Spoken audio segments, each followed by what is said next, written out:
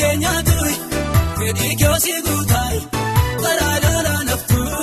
karraa seenan bisu Gooftaan akeeka kee sirraan watan malee Qabam guyyaa keekee innoo waaqayyoodhaay Galfata keenyaatu fedhii kiyoosi guutai Karaalala naftu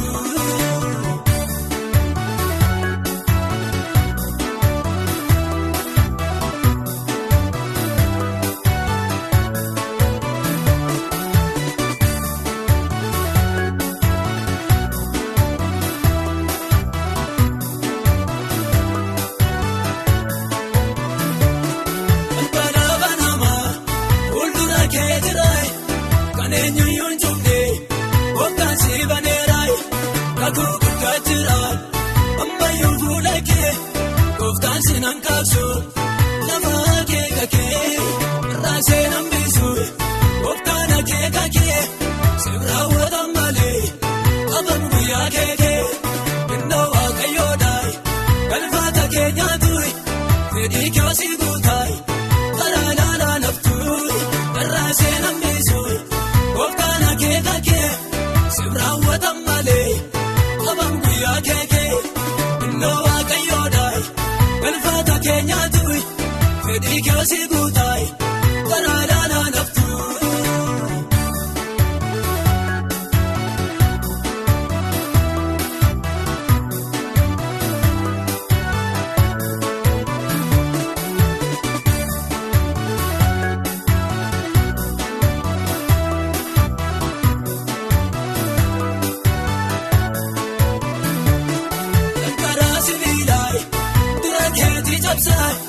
Isaan sidaan geessuun hundeetti buqqaasai mataa taata malee atoo eegeen taatu imimmaan kee qorsaa akkasitti naftu irraa seenan bisu Gooftaan akeeka kee sirraa watan malee Qabam guyyaa keekee innoo waaqayyoodhaay Galfata keenyaatu fedhii kiyoosi guutai Karaalala naftu irraa seenan bisu Gooftaan akeeka kee sirraa watan malee Qabam guyyaa keekee innoo waaqayyoodhaay Galfata keenyaatu fedhii kiyoosi guutai Karaalala naftu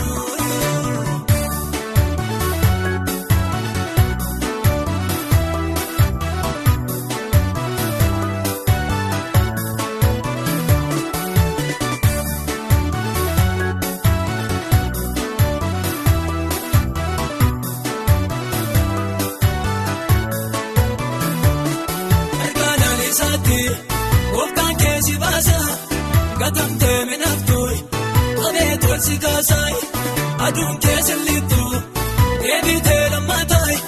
ganaa bara keettooy wanoora harkitai irraa seenan bisu Gooftaan akeeka kee sirraa watan malee Qabam guyyaa keekee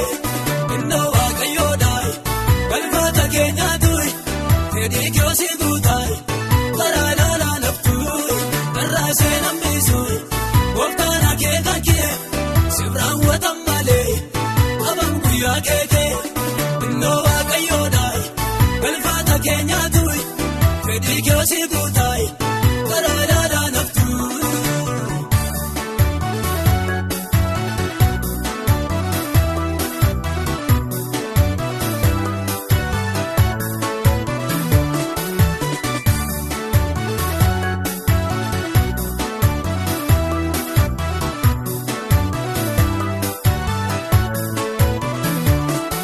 Sabara darbee